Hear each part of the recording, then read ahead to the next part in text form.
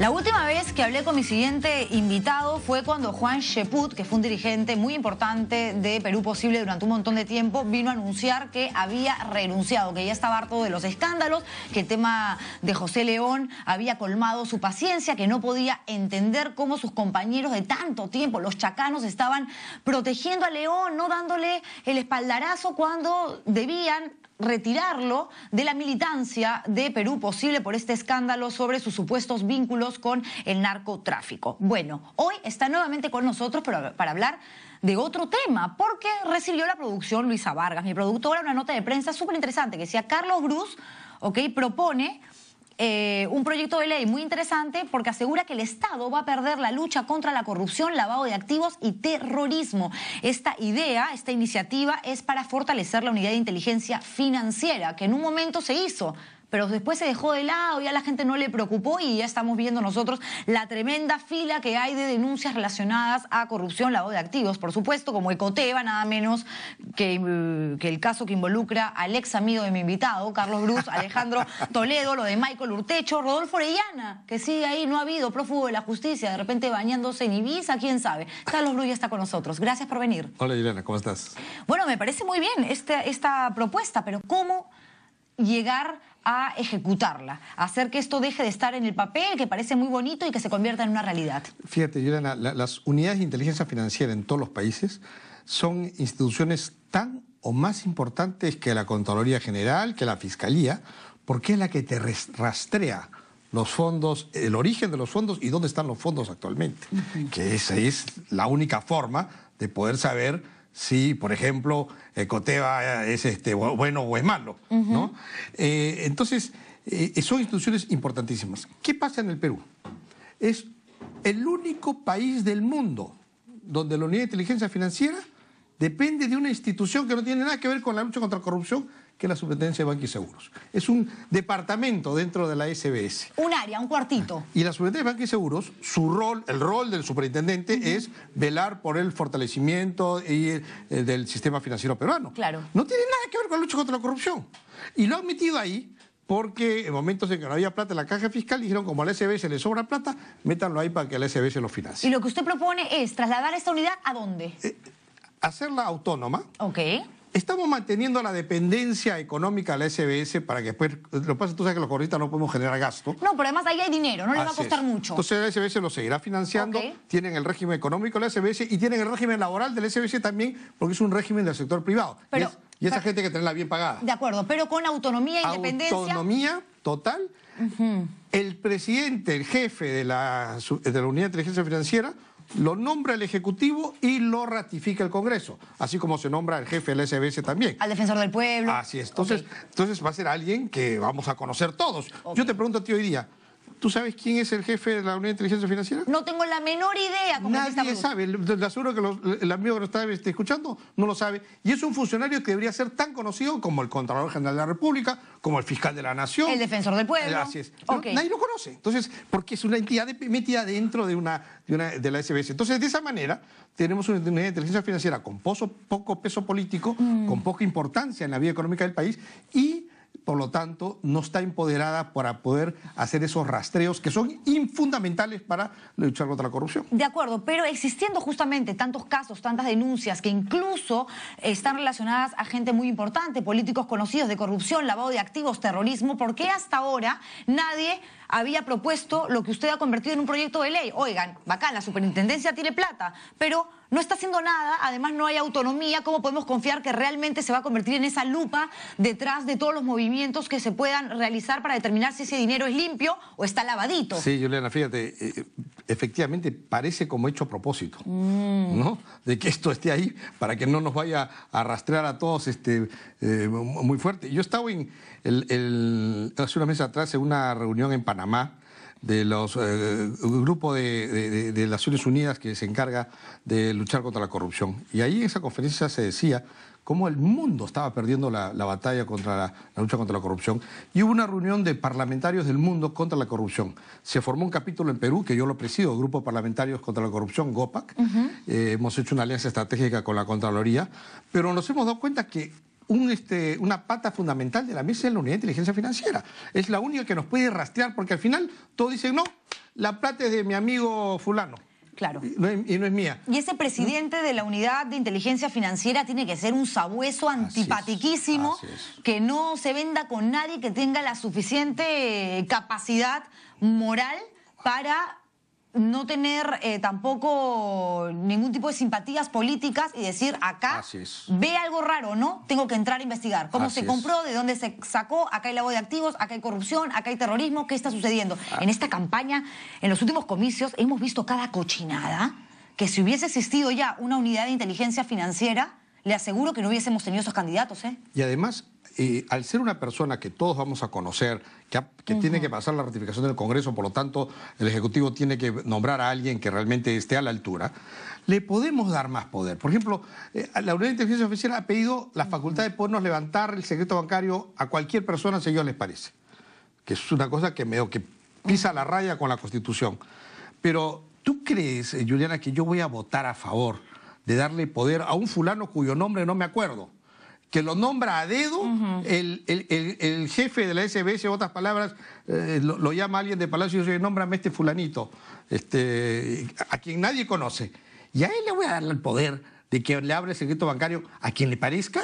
No, pues. De ninguna manera. Tiene que ser alguien respetable, alguien que todos conozcamos, alguien que haya pasado por el filtro del Congreso, por lo tanto, alguien que tenga las cualidades suficientes para recibir ese poder que le podemos dar, pero no a un fulano que lo nombran a dedo el Ejecutivo y que lo pueden utilizar para perseguir a opositores. Usted me contaba ahora que ya recibió una carta de parte del Ministerio Público donde felicitaban esta iniciativa y lo apoyaban, pero ¿cree que consiga también el espaldarazo de sus colegas parlamentarios? Porque hay mucha joyita también en ese Congreso, y a muchos no les conviene que haya una unidad de inteligencia financiera porque van a terminar peor parados de lo que están. Yo creo que sí, ¿sabes por qué? Porque todos tenemos el temor de que este tipo de instituciones sean utilizadas para combatir a la oposición.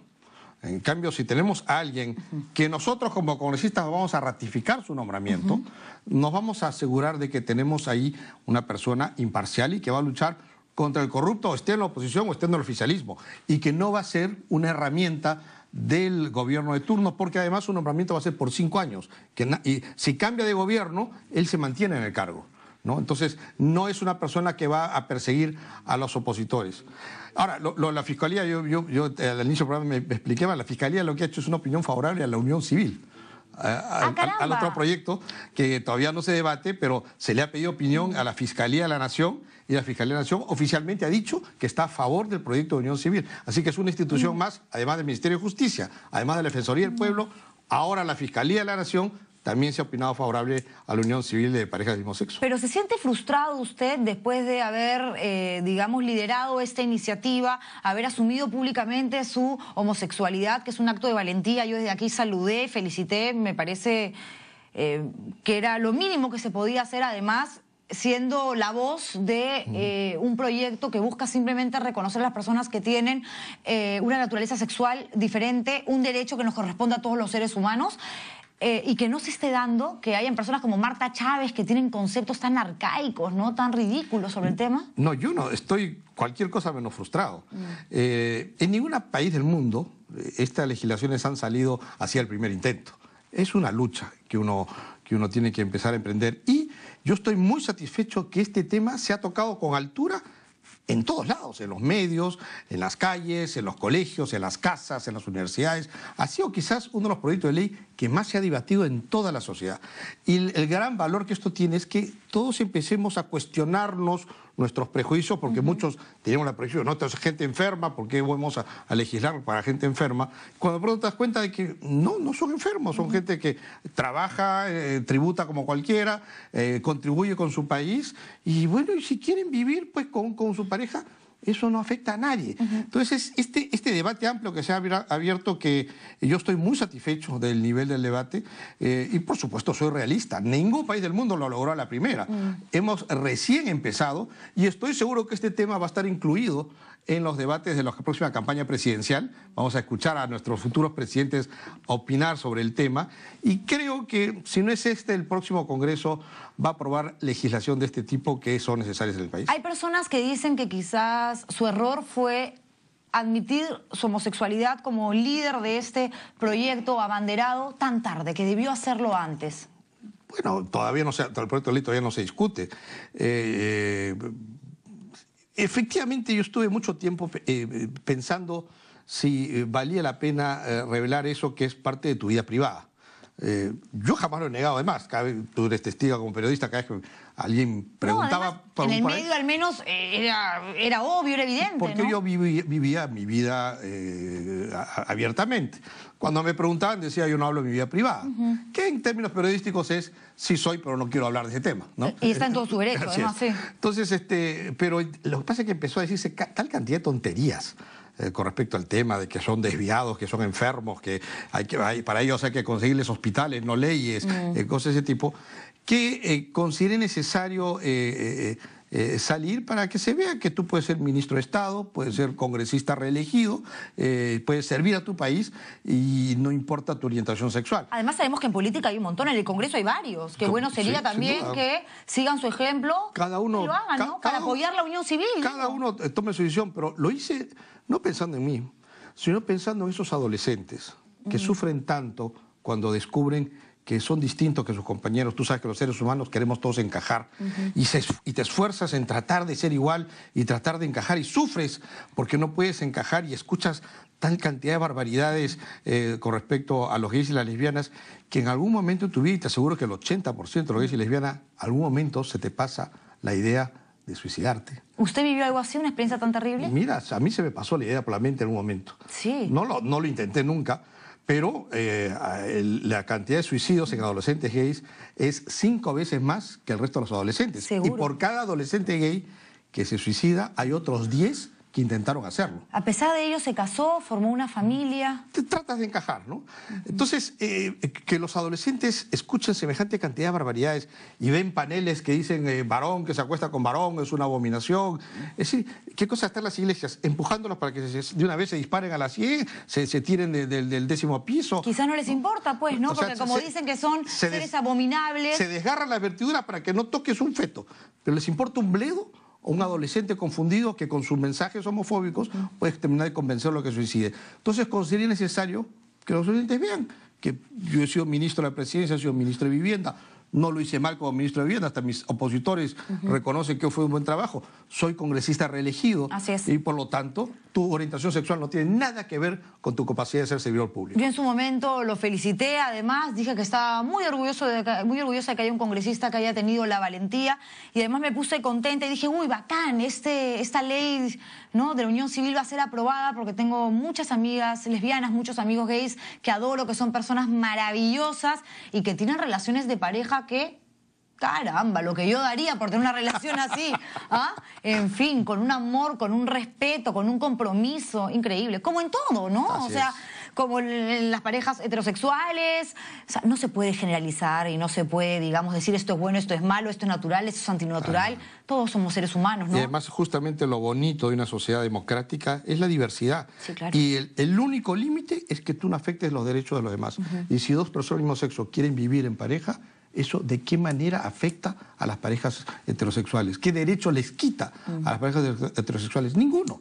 Por lo tanto, oponerse solamente es por prejuicios, ya sean sociales o religiosos, y esos prejuicios no tienen por qué llevar a discriminar a nadie en una sociedad. Yo siempre tuve una pregunta para usted y ahora se me ha venido a la cabeza y dije voy a aprovechar para preguntársela porque usted ha sido ministro de Estado en la época de Toledo, además Sí. uno de los políticos más cercanos al expresidente y yo decía, ¿cómo? Siempre tuve la idea de que Toledo era homofóbico. No, ¿No? no. Tú te olvides que Toledo ha estudiado en San Francisco, en Stanford. San Francisco es una ciudad de mucha, una Sí, población, exacto. una comunidad de gay muy grande, y no era homofóbico. Tal es así que él aceptó incluir la unión civil en el plan de gobierno en las últimas elecciones, en las elecciones en las que yo fui candidato a la vicepresidencia con él. Me acuerdo porque yo lo entrevisté, pero sentía que a Toledo no le gustaba mucho eso. No, él no, el contrario.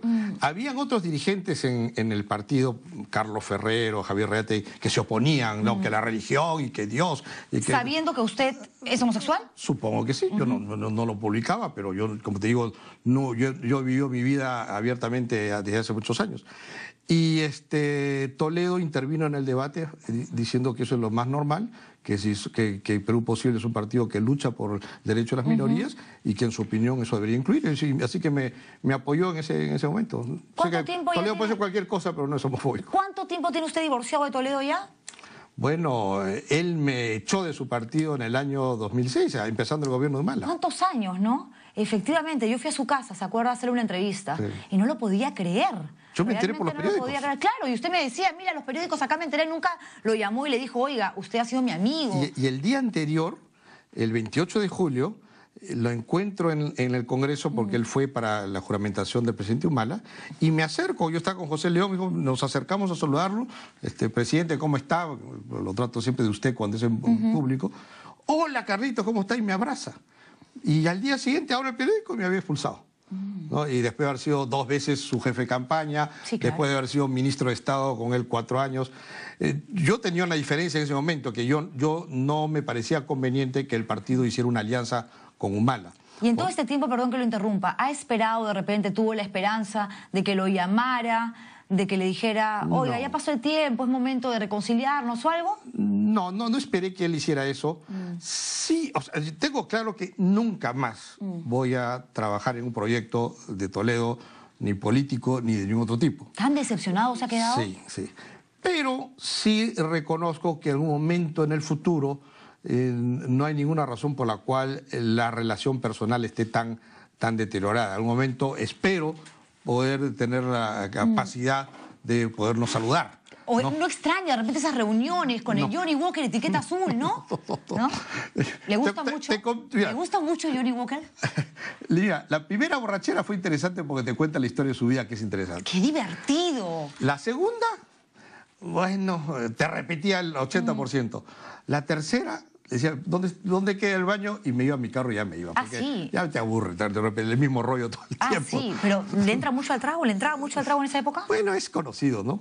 Pero después no, dejó de tomar. Pero sí, como en la primera conversación es una persona, digamos, es muy interesante, porque en efecto hay que reconocer que es una persona que de verdad salió de la extrema pobreza y llegó a ser presidente de su país. Sí, claro. ¿Y Elian tenía una buena relación con usted? No. Una relación lejana y que se acentuó mucho en la lejanía se acentuó mucho en la última elección porque, de acuerdo a los análisis que habíamos hecho, el negativo más grande que tenía el candidato Toledo era su esposa, ¿no? Entonces se tomó como estrategia de campaña que su esposa no intervenga para nada y si tenía alguna actividad no darle cobertura de prensa. Y entonces ella se molestó mucho conmigo porque hicimos eso y cuando terminó la campaña pues se la desquitó con frases un poco agraviantes. Sí, pues ¿le da pena lo que está viviendo ahora por el tema de Coteva y demás? Una mezcla entre pena y ganas de matarlo, porque ¿cómo cometes errores de ese tipo? Si tienes un cuestionamiento, piensa 5 minutos lo que vas a decir, no des 5 explicaciones distintas, porque son 5 explicaciones que se dieron una tras de otra. De acuerdo, ¿y a cuál más ridícula, no? La primera que... era una hipoteca. La hipoteca. Después que la suegra había sido víctima del holocausto y que le había caído un billetón. La tercera era que los maridos le habían heredado... El marido joyero. Sí. Claro, que le habían esmeraldas, ¿no? La cuarta era que Mayman le había prestado a la suegra. Así es, claro que sí. La quinta fue ya la final, que Mayman usó a la suegra como un agente inmobiliario para comprar los inmuebles, ¿no? Bueno, con esto me imagino que usted está convencido de que no es inocente. Yo creo que este caso tiene que pasar por el judicial. No tengo bases para decir que es culpable, pero sí tengo bases para decir de que hay tal cantidad de contradicciones que este caso debe ser visto en el Poder Judicial.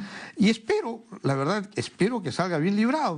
Me parecería terrible tener otro expresidente preso. Bueno, si la unidad de inteligencia financiera empieza a funcionar como usted lo propone en su proyecto de ley, no va a ser necesariamente el más beneficiado su ex amigo Alejandro Toledo, que me ha gustado ese datito que me ha dado, que se tomaba sus traguitos la primera noche encantadora y la tercera ya vete para tu casa, ya aburriste.